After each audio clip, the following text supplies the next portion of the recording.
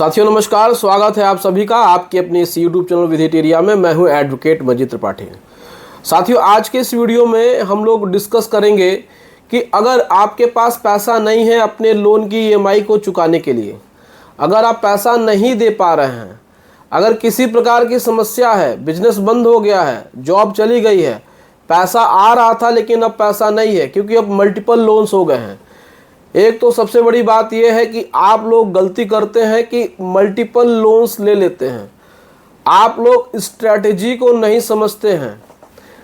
अब बैंक वाले क्या करते हैं कि आपको एक लोन दे देते हैं, अब उसी के ऊपर टॉपअप दे देते हैं और उसमें कार लोन देते हैं, एक क्रेडिट कार्ड दे देंगे, उसके बाद आपको अलग प्रकार से एजुकेशन लोन भी दे देंगे। मतलब कि लोन के जाल में आपको फंसा देते हैं। कुछ लोग क्या करते हैं कि एक लोन को चुकाने के लिए दूसरा लोन ले लेते हैं, दूसरे को चुकाने के लिए तीसरा, इसी तरीके से वो लोन पे लोन लेते जाते हैं।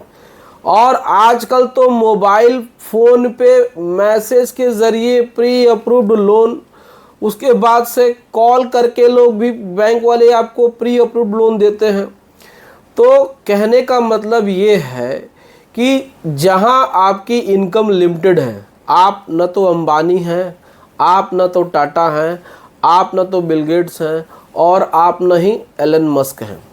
कहने का मतलब है कि ये बड़े बड़े पूंजीपतियों को तो मान के चलिए कि अनलिमिटेड लोन मिल जाते हैं, बाद में सरकार ऐसे लोगों की मदद भी कर देती है, लेकिन आम जनता जो मिडिल क्लास के मैन है, जो गरीब जनता है, उनके लिए 10,000 रुपये लोन की भी माफ़ी नहीं होती है। उनके लिए कोई आर्थिक पैकेज नहीं होता है, कोई भी राहत पैकेज नहीं होता है। तो आप लोग कृपया करके पहले तो ये मल्टीपल लोन लेना बंद करिए।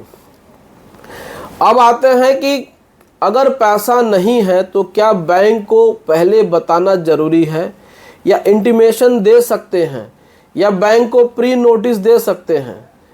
तो देखिए, हम लोग इस बात पे विशेष रूप से बात इसलिए कर रहे हैं क्योंकि आप सभी के बहुत सारे क्वेश्चंस इसी से रिलेटेड होते हैं कि सर पहले तो पैसा हम देते थे लेकिन जॉब चली गई है, बिजनेस बंद हो गया है, पैसे आने बंद हो गए हैं, अब वो सिचुएशन नहीं रही है जैसे पहले हुआ करती थी और अब बहुत ही मुश्किल से, परेशानी से घर चल पा रहा है, घर के खर्च चल पा रहे हैं, बच्चों के एजुकेशन को हम लोग कैसे कैसे करके बियर कर पा रहे हैं, स्कूल की फ़ीस हो गई, कोचिंग की फ़ीस हो गई, तमाम तरीके की परेशानियां अब आ रही हैं।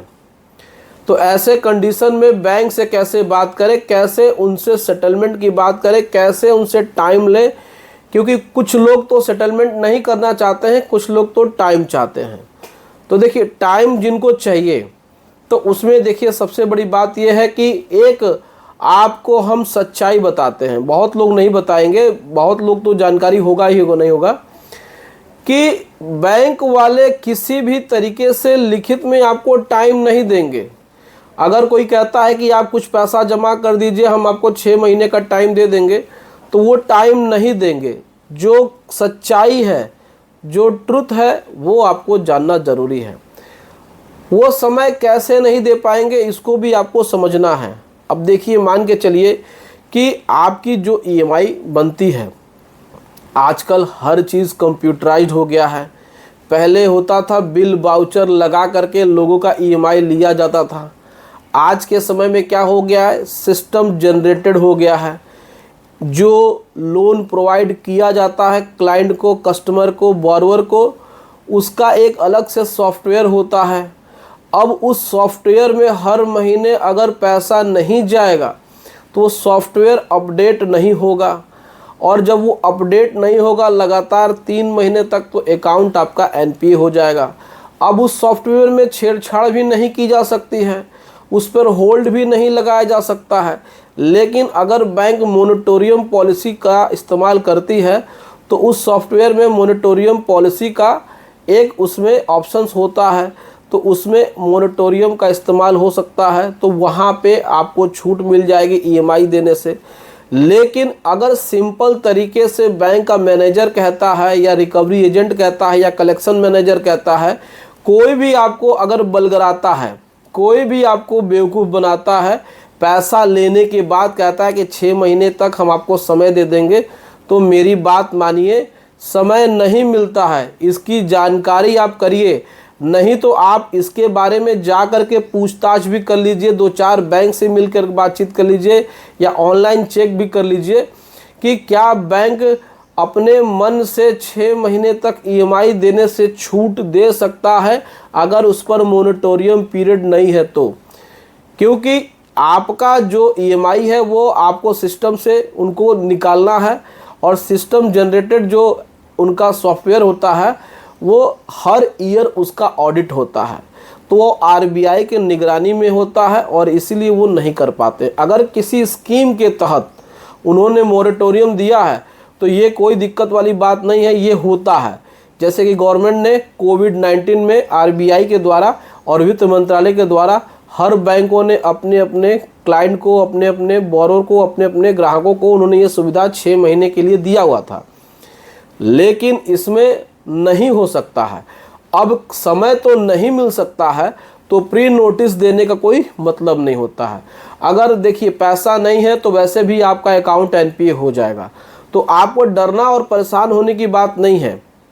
एनपीए हो जाएगा, कोई दिक्कत नहीं है। देखिए पैसा नहीं है तो ये आपकी कोई भी मतलब कि आपको दिक्कत परेशानी नहीं कर सकते हैं।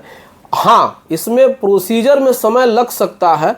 अगर बैंक को आपके खिलाफ कोई भी लीगल एक्शन लेना होगा तो कोर्ट तक जाते जाते, यानी कोर्ट में जाने तक का जो नौबत है, हम आपको यकीन से बोल रहे हैं 100% गारंटी के साथ कि 8 से 10 महीने लग जाएंगे कोई भी कोर्ट से समन आने में, अगर वो उस प्रकार का केस हुआ तो।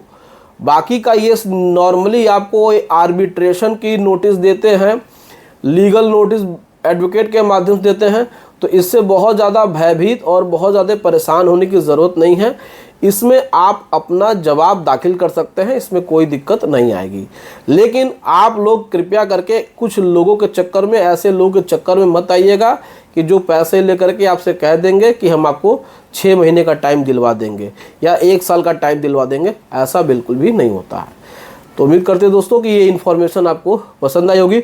वीडियो अच्छी लगी हो तो वीडियो को लाइक और चैनल को सब्सक्राइब जरूर करिएगा। दोस्तों, अगर आपको किसी प्रकार से लीगल एडवाइस की ज़रूरत है, लीगल सर्विस की ज़रूरत है, तो आप हमसे हमारे व्हाट्सएप नंबर पे कांटेक्ट कर सकते हैं और घर बैठे ही लीगल एडवाइस ले सकते हैं। चलिए मिलते हैं नेक्स्ट वीडियो में। Thank you so much. जय हिंद दोस्तों।